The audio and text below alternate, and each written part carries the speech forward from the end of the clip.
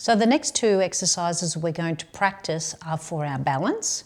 What I'm using today is a couple of chairs either side of me, just to make sure that if I lose my balance, I've got something to hold on to. So if you're exercising in your home and you've got a couple of chairs, I'd suggest doing the same thing. The other option is if you've got a kitchen counter, you could stand at the counter, place your hands on the counter and practice there. You might want to take the hands off, see how you go, and then if you do lose your balance, you can just pop them back down again. So just make sure that when you do it, practicing the balance exercises, that you've got a backup plan if you do need to put your hands down somewhere. So we'll place our hands on the back of the chairs. We're going to place one foot in front and the other foot behind. And you want to imagine that you're standing on a tightrope. So we've got the heel connected to the toe of the back shoe, one nice straight line, and we're standing up nice and tall. And in our practice, we want to see if we can stay here for about a minute. So you might want to set your phone or a timer in front of you so that you can track what you do. If you do lose your balance within that minute, pop the hands down, reset, and then keep going and see if you can improve the number of times that you have to hang on to the chair so that you can get to that minute being able to stand in your tandem balance. So let's take our hands off the chair. And straight away you're going to feel muscles around the ankles, in the feet, maybe around the knees and the hips starting to work, which is a great sign. And there'll be a bit of a shift of weight between the base of your big toe, the little toe and the heel, which is normal. And we want to keep our weight quite even on our feet so that there's not too much weight going into the back leg or the front leg. Our knees are nice and soft. And always thinking about standing up as tall as you can. So if we've got to a minute on one side, we pop the hands down and then we'll try the same exercise on the other side. Just be mindful though that we've always got one side that's much better than the other. And if you feel that there's quite a big difference when you do it on one side compared to the other, it's a great idea to work the weaker side first, go to the other side, and then maybe repeat the weaker side again so we can make it a little bit more even.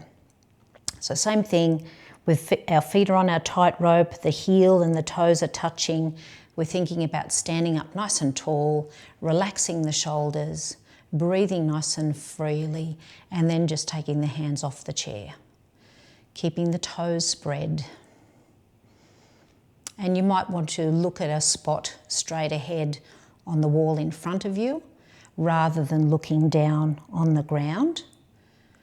If this becomes quite easy for you, you might want to challenge yourself by starting to turn the head and looking to one side. You might want to look up towards the ceiling, across to the other side, or glancing down. Good, and once the minute's up, hands go back on the chair and just walk it out. So a minute on one side, minute on the other. The second exercise is called a sway, and this is to practice shifting our weight forward and back and side to side.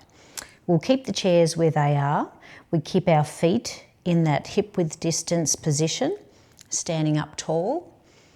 And either the hands staying on the chair to start off with, just to get used to it, or you can take the hands off and place them by your side. So I'm going to practice with you with the hands on the chair first. Let's start to shift our weight forward from our heels so that you feel the weight's going towards the balls of the feet, but the heels stay on the ground.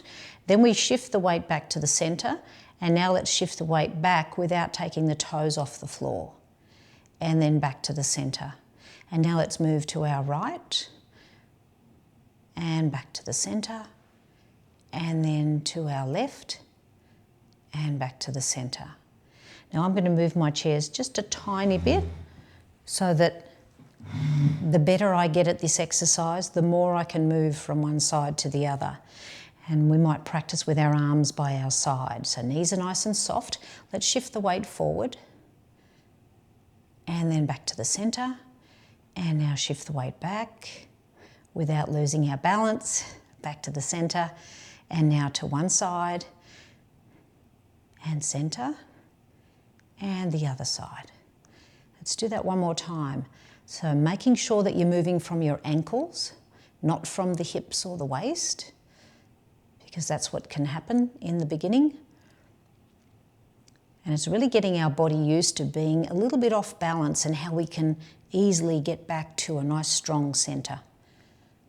There we go. Lovely. And we've done about 4 times like that. So you could do about 4 to 8 times practicing. So that's our sway and our tandem balance. Well done, everyone.